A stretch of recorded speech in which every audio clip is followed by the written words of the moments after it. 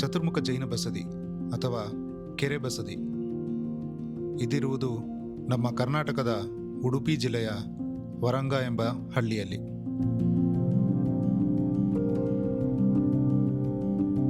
ಈ ಒಂದು ಜೈನ ಬಸದಿಯು ಸುಮಾರು 800 ವರ್ಷದ ಹಳೆಯದೆಂದು ಹೇಳುತ್ತಾರೆ. ಅಂದರೆ ಇದೊಂದು 12ನೇ ಶತಮಾನದ ಜೈನ ಬಸದಿಯಾಗಿರುತ್ತೆ.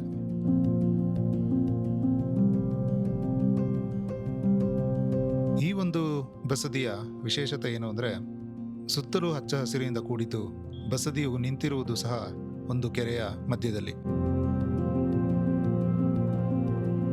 ಕೆರೆಯ ಮಧ್ಯದಲ್ಲೇ ನೆಲೆಸಿರುವ ಈ ಬಸದಿ ಮೊದಲ ನೋಟದಲ್ಲೇ ಮನಸ್ಸಿಗೆ ಒಂದು ವಿಶಿಷ್ಟವಾದ ಶಾಂತಿಯ ಅನುಭವವಾಗುತ್ತದೆ.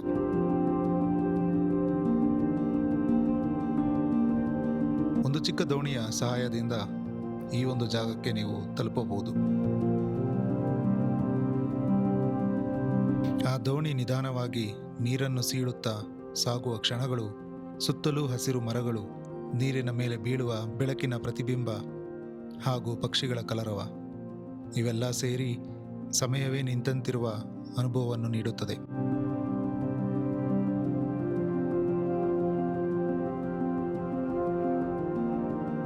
ಕೇವಲ ಒಂದು 5 ರಿಂದ 10 ನಿಮಿಷದ ಒಳಗೆ ದೋಣಿಯಲ್ಲಿ ಸಾಗಿ ನಾವು ಬಂದು ತಲುಪಿದ್ದು ಈ ಒಂದು ಬಸದಿಯ ಮೊದಲನೇ ದ್ವಾರಕ್ಕೆ.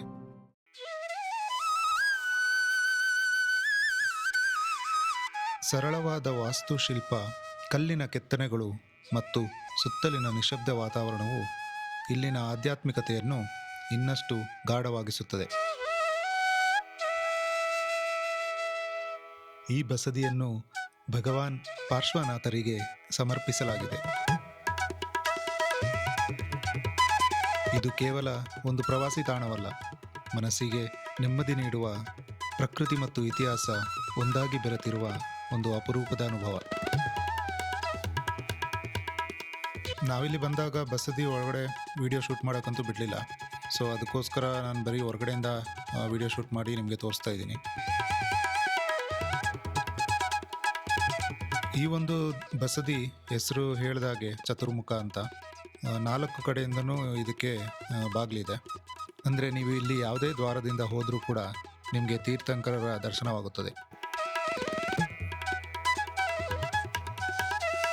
ಸೊ ನೀವೇನಾದರೂ ಉಡುಪಿ ಅಥವಾ ಆಗುಂಬೆ ಕಡೆಯಿಂದ ಏನಾದರೂ ಬರ್ತಿದ್ರೆ ಈ ಒಂದು ಕೆರೆ ಬಸದಿಗೆ ಕೂಡ ಬರ್ಬೋದು.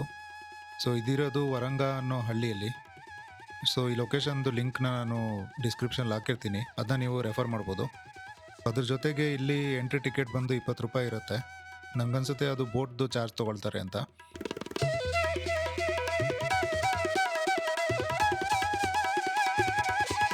ಕೆರೆ ಬಸದಿಯ ಎದುರುಗಡೆ ಸ್ವಲ್ಪ ಎತ್ತರದ ಪ್ರದೇಶದಲ್ಲಿ ಕಾಣಿಸುವ ಈ ಭವ್ಯ ದೇವಾಲಯವೇ ಶ್ರೀ ನೇಮಿನಾಥ ಬಸದಿ.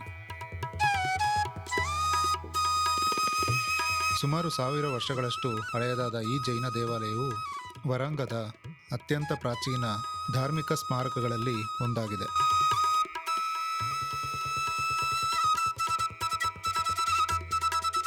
ದೇವಾಲಯದ ಆವರಣದಲ್ಲಿ ಸುಮಾರು 45 ಅಡಿ ಎತ್ತರದ ಮನಸ್ತಂಭ ಕೂಡ ಇದೆ.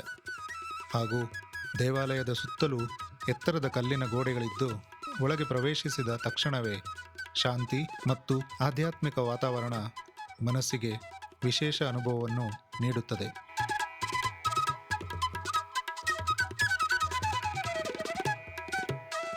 ಗರ್ಭಗುಡಿಯಲ್ಲಿ ಸುಮಾರು 5 ಅಡಿ ಎತ್ತರದ ಕಪ್ಪು ಕಲ್ಲಿನ ನೇಮಿನಾಥರ ಮೂರ್ತಿಯು ಪದ್ಮಾಸನ ಭಂಗಿಯಲ್ಲಿ ಪ್ರತಿಷ್ಠಾಪಿತವಾಗಿದೆ.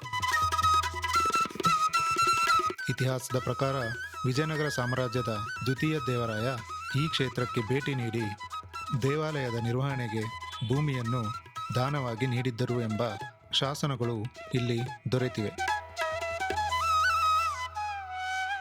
ಇಂದಿಗೂ ಈ ಬಸದಿ ಜೈನ ಸಮುದಾಯದ ಪ್ರಮುಖ ಆರಾಧನಾ ಕೇಂದ್ರವಾಗಿದ್ದು, ವರಾಂಗದ ಜೈನ ಪರಂಪರೆಯ ಜೀವಂತ ಸಾಕ್ಷಿಯಾಗಿದೆ.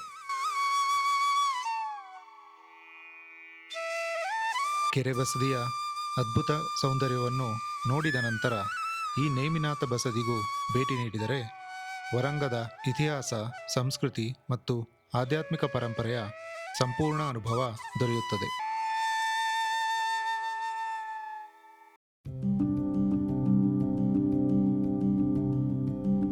ಕಾರ್ಕಳದ ಕೆರೆ ಬಸದಿಯನ್ನು ನೋಡಿ ನಾವಿವಾಗ ಬಂದಿರೋದು ಕಾರ್ಕಳದ ಮತ್ತೊಂದು ಚತುರ್ಮುಖ ಬಸದಿಗೆ. ಕೆರೆ ಬಸದಿಯಿಂದ ಸುಮಾರು 30 ನಿಮಿಷ ಡ್ರೈವ್ ಮಾಡ್ಕೊಂಡು ಬಂದರೆ ಈ ಒಂದು ಜಾಗಕ್ಕೆ ಬರ್ತೀವಿ. ಮತ್ತು ಈ ಒಂದು ಚತುರ್ಮುಖ ಬಸದಿ ಇರೋದು ಒಂದು ಕಲ್ಲು ಗುಡ್ಡದ ಮೇಲೆ.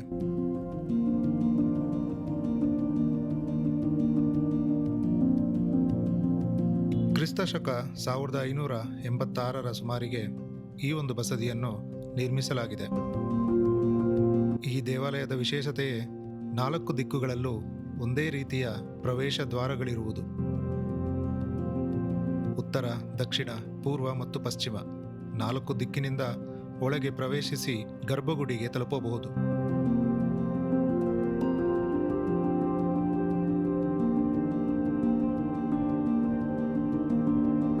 ಈ ವಿಶಿಷ್ಟ ವಿನ್ಯಾಸವೇ ಈ ಬಸದಿಯನ್ನು ಭಾರತದ ಜೈನ ದೇವಾಲಯಗಳ ಪೈಕಿ ವಿಭಿನ್ನವಾಗಿಸುತ್ತದೆ.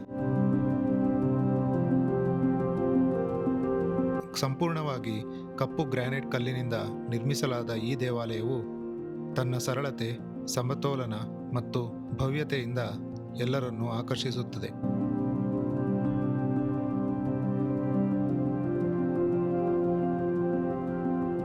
ಈ ದೇವಾಲಯದ ಒಳಗೆ 108 ಬೃಹತ್ ಕಂಬಗಳಿವೆ. ಪ್ರತಿಯೊಂದು ಕಂಬವು ಒಂದೇ ಕಲ್ಲಿನಿಂದ ನಿರ್ಮಾಣವಾಗಿದ್ದು ಅಂದವಾದ ಕೆತ್ತನೆಗಳಿಂದ ಅಲಂಕರಿಸಲಾಗಿದೆ.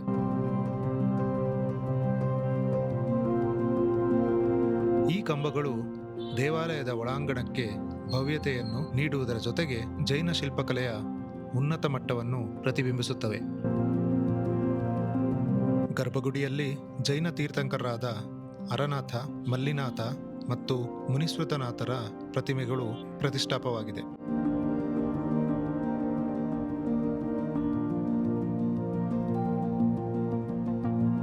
ಈ ಒಂದು ಬಸದಿಯಿಂದ ಕಾಣಿಸುತ್ತಿರುವ ಆ ಒಂದು ಗುಡ್ಡ ಪ್ರದೇಶದ ಮೇಲೆ ಕಾರ್ಕಳದ ಪ್ರಸಿದ್ಧ ಗೊಮ್ಮಟೇಶ್ವರ ಬಾಹುಬಲಿಯ ಪ್ರತಿಮೆ ಇದೆ.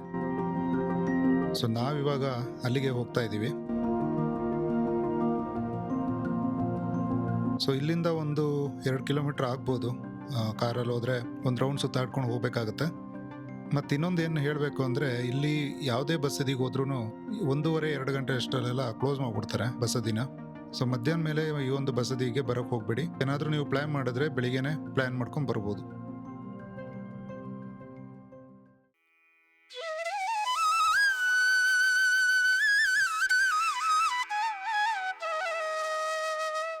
ಕಾರ್ಕಳದ ಹೃದಯ ಭಾಗದಲ್ಲಿರುವ ಗೊಮ್ಮಟ ಬೆಟ್ಟದ ಮೇಲೆ ಭವ್ಯವಾಗಿ ನಿಂತಿರುವ ಗೊಮ್ಮಟೇಶ್ವರ ಬಾಹುಬಲಿ ಪ್ರತಿಮೆ ಕರ್ನಾಟಕದ ಹೆಮ್ಮೆಯ ಐತಿಹಾಸಿಕ ಹಾಗೂ ಆಧ್ಯಾತ್ಮಿಕ ಸ್ಮಾರಕಗಳಲ್ಲಿ ಒಂದಾಗಿದೆ. ಸುಮಾರು 42 ಅಡಿ ಎತ್ತರದ ಈ ಏಕಶಿಲಾ ಗ್ರಾನೈಟ್ ಪ್ರತಿಮೆಯು ಕರ್ನಾಟಕದಲ್ಲಿರುವ ಬಾಹುಬಲಿ ಪ್ರತಿಮೆಗಳಲ್ಲಿ ಶ್ರವಣಬೆಳಗೊಳದ ನಂತರ 2ನೇ ಅತಿ ದೊಡ್ಡ ಪ್ರತಿಮೆಯಾಗಿದೆ. ಸೊ ನೀವೇನಾದರೂ ಕಾರ್ಕಳಕ್ಕೆ ಭೇಟಿ ನೀಡಿದರೆ ಇಲ್ಲಿರುವ ಬಸದಿಗಳಿಗೆ ಹೋಗೋದನ್ನು ಮಿಸ್ ಮಾಡಬೇಡಿ. ಹಾಗೆ ಆವಾಗಲೇ ಹೇಳಿದಾಗೆ ಬೆಳಿಗ್ಗೆ ಒಂದು 8 ಗಂಟೆಯಿಂದ ಮಧ್ಯಾಹ್ನ 1:30-2 ಗಂಟೆ ತನಕ ಓಪನ್ ಇರುತ್ತೆ ಅಷ್ಟೇ. ಸೊ ಮಧ್ಯಾಹ್ನ ಮೇಲೆ ಯಾವುದೇ ಕಾರಣಕ್ಕೂ ಪ್ಲ್ಯಾನ್ ಮಾಡೋಕ್ಕೆ ಹೋಗಬೇಡಿ. ಸೊ ನೀವು ಬರೋದಾಗಿದ್ದರೆ ಬೆಳಿಗ್ಗೆನೇ ಪ್ಲ್ಯಾನ್ ಮಾಡ್ಕೊಂಡ್ಬನ್ನಿ. ಈ ಒಂದು ಜಾಗದಲ್ಲಿ ಆರಾಮಾಗಿ ಟೈಮ್ ಸ್ಪೆಂಡ್ ಮಾಡಿ ಭಕ್ತಿಯಿಂದ ಇದ್ದು ಹೋಗ್ಬೋದು.